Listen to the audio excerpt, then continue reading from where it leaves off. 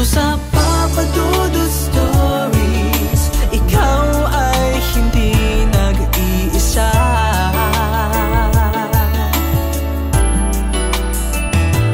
Dito sa Papa Dudut Stories, may nagmamahal sa'yo. Papa Dudut Stories,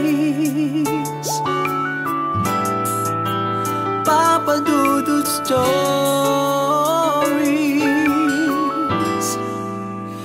Papa Dudut Stories.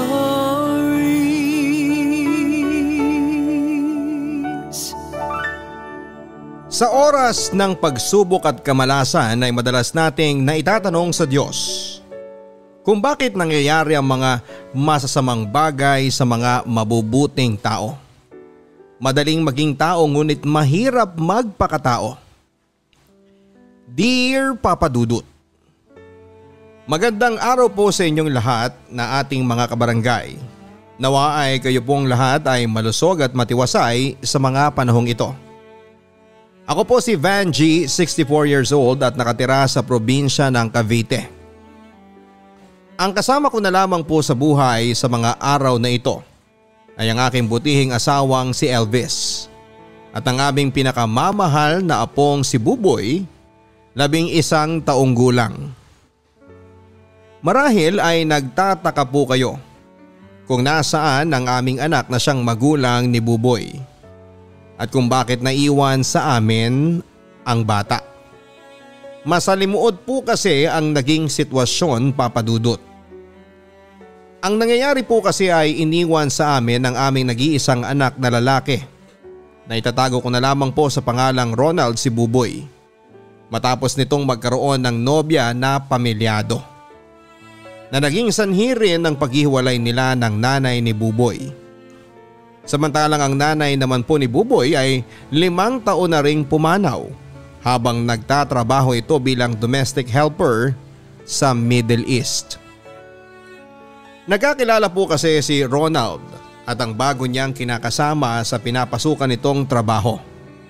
Company driver po si Ronald, samantalang ang babae naman po ay isang admin assistant.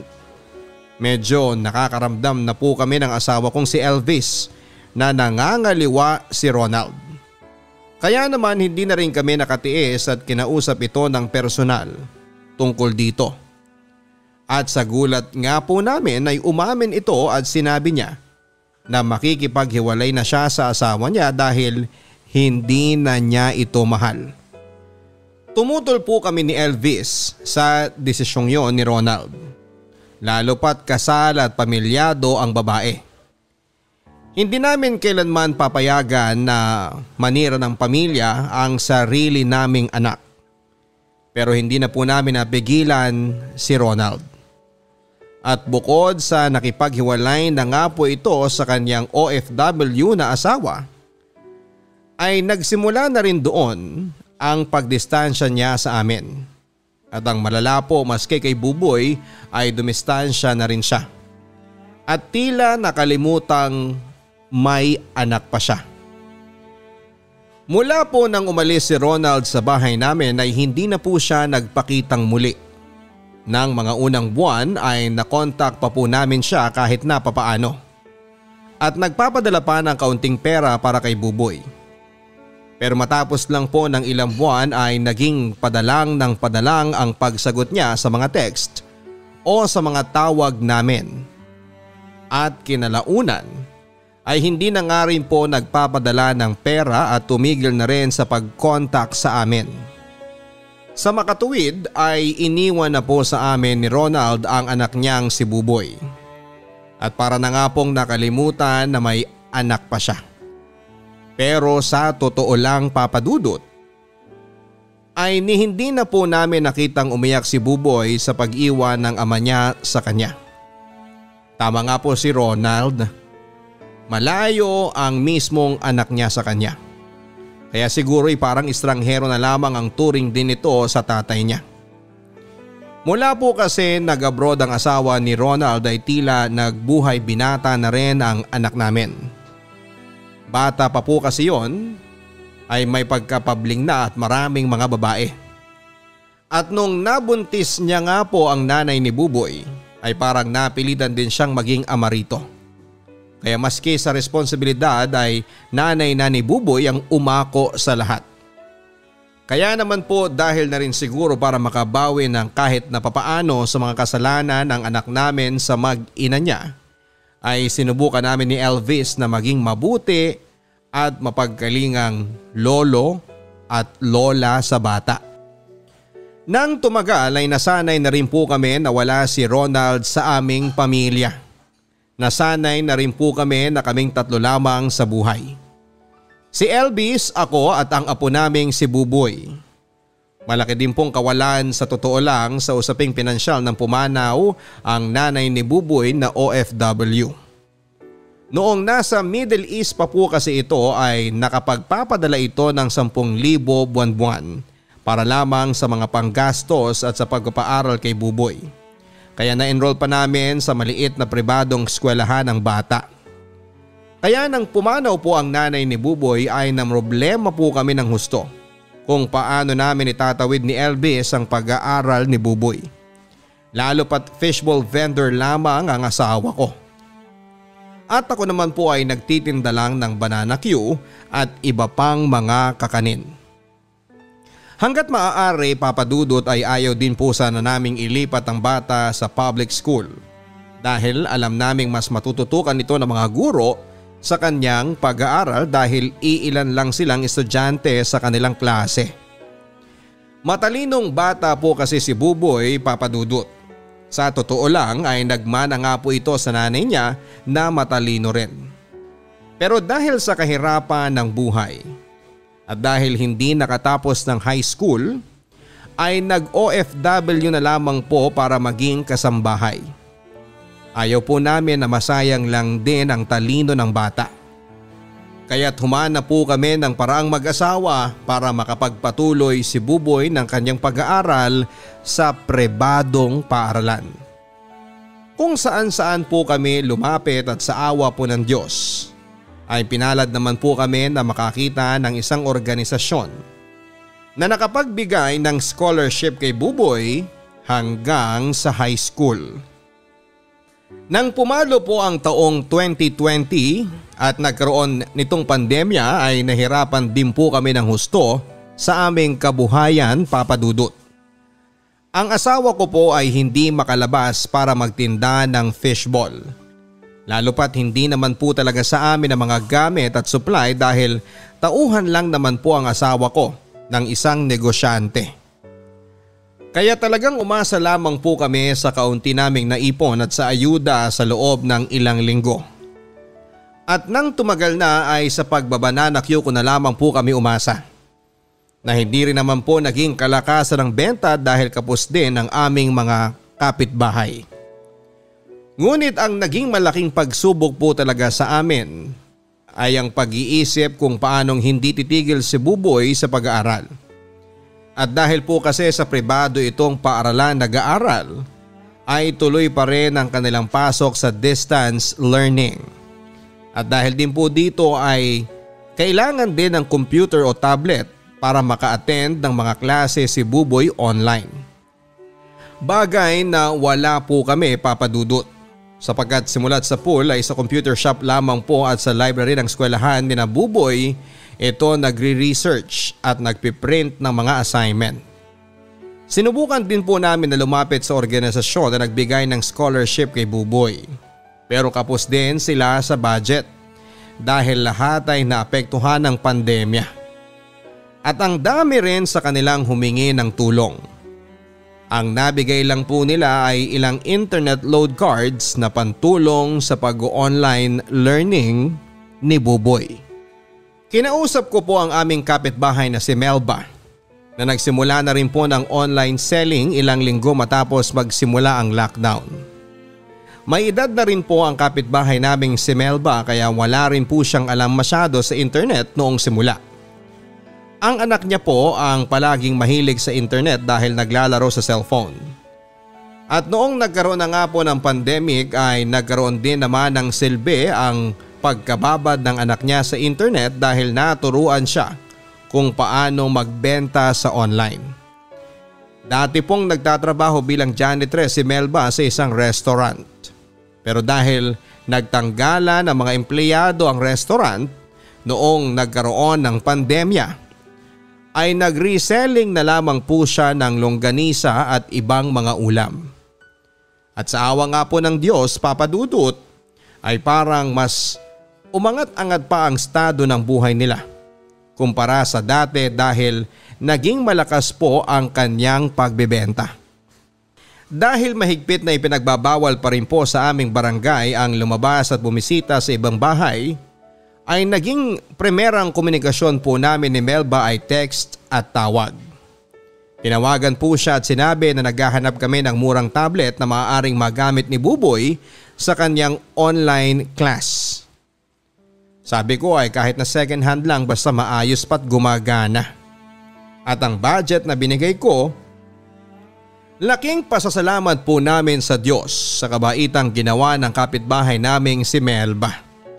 Bukod sa tinulungan niya po kami na humanap ng tablet para sa apo naming si Buboy na magagamit sa kanyang online class, ay nagbigay pa po siya ng 1,000 na pandagdag sa aming budget. Alam ko pong tulad namin ay hirap din sina Melba sa buhay at ngayon lamang guminhawa ng kaunti. Kaya't ang pagbibigay niya ng 1,000 sa amin ay alam kong medyo may kurot din sa kanyang bulsa.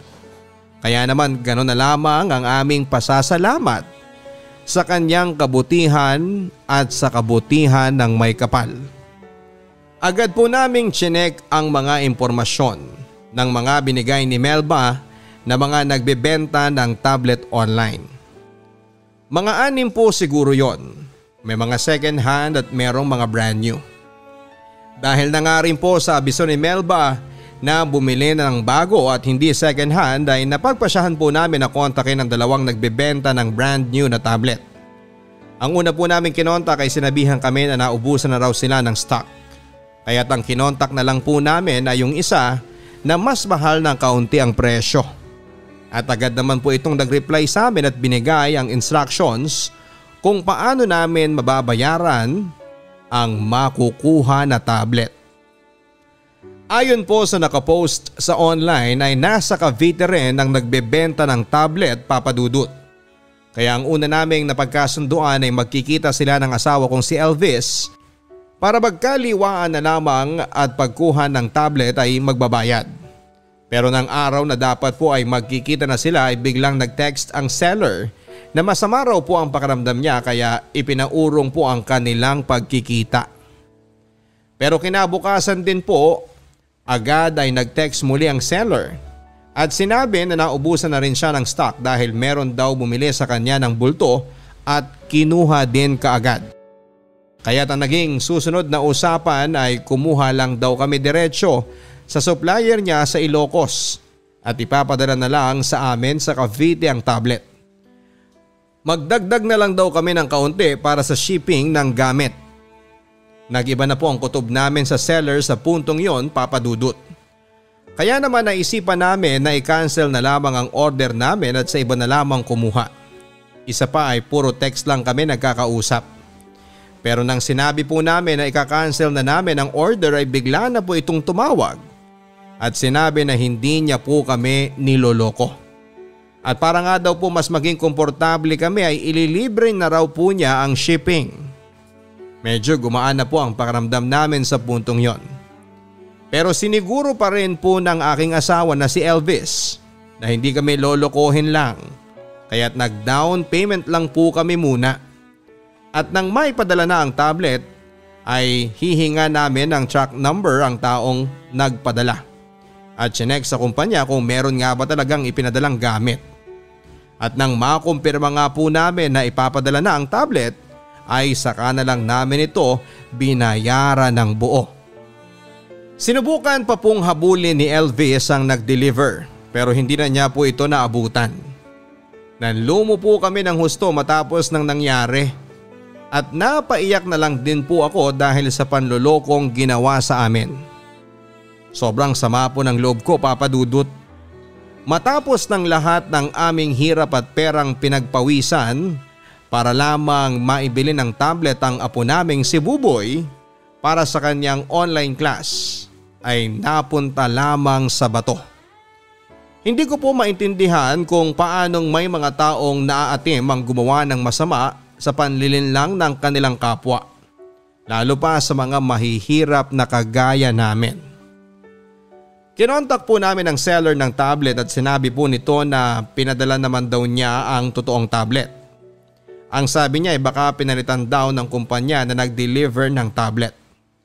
Kinontak din po namin ang kumpanya na nag-deliver ng tablet pero giniit nila na hindi nila binuksan o pinalitan ng laman ng package. Pinakita pa nila mga picture at patunay na hindi nila ginalaw ang pinadala sa amin. Pero nang tinawagan po namin muli ang seller hindi na po ito makontakt at mukhang nagpalit na rin po ng numero. Nagsuplong po kami sa pulis sa mga nangyari pero nahirapan na rin po silang hanapin ang tao na nakausap namin. Ang sabi nila ay marami na rin daw po ng kaso ng panloloko ng mga online seller at tambak na rin sila ng mga kaso. Kaya matatagalan pa daw siguro bago makakuha ng resulta sa investigasyon. Sa dinami-rami po ng kamalasan na nangyari sa amin. Yun po ang naging ikinasama ng loob namin. Ang nais lang namin ay mabigyan ng magandang kinabukasan ang apo namin. Pero niloko lang kami ng mga ganid at masasamang loob. Ilang linggo rin po kaming lugmok at halos mawala ng pag-asa at tiwala na may maganda pang mangyayari sa amin, Papa Dudut. Halos magalit na rin po ako kung bakit tila walang katarungan ang buhay sa amin. Mga mabubuting tao po kami. Walang denihado, masipag, walang nilalamangan. Pero matapos namin gumawa ng tama at mabuti ay gagantihan pa kami ng panloloko at kasamaan. Pero nang kumatok po si Melba at binigay sa amin ang tablet na pinagtulungan po nilang mabili ng aming mga kapitbahay ay biglang nanumbalik ang tiwala at pag-asa sa amin. Na kahit na may mga masasamang nangyayari sa paligid at mga tao manloloko at walang puso ay meron pa ring mga tao na mabubuti ang loob at handang tumulong sa kapwa na wala silang makukuhang kapalit. At masaya din po kami dahil personal na nasaksihan ang kabutihang yon ni Buboy, Papa Dudut. Sa murang edad niya ay natutunan niya ang halaga ng pakikipagkapwa-tao at maingganyo siya na tumulad sa mga katulad ni Melba at ng aming mga kapitbahay na may pakialam at simpatya sa kanilang kapwa. Bagay na hindi sa kanya na iparamdam at hindi na ipamalas ng kanyang mismong ama. At sa tingin ko po bukod sa kanyang matututunan sa eskwelahan, ang karanasang niyang yon ay isa sa mga ginintuang aral din na babaunin ni Buboy sa kanyang paglaki. Salamat po ng marami, Papa Dudut, kung sakaling mapipili niyo po ang aking kwento na maibabahagi sa ating mga kabarangay. At sana po ay nakapagbigay din po ng aral kahit na papaano ang aking sulat sa lahat ng mga nakikinig. Lalo na po ngayong pandemya na madali tayong makaisip na magkanya-kanya at mawala ng pag-asa.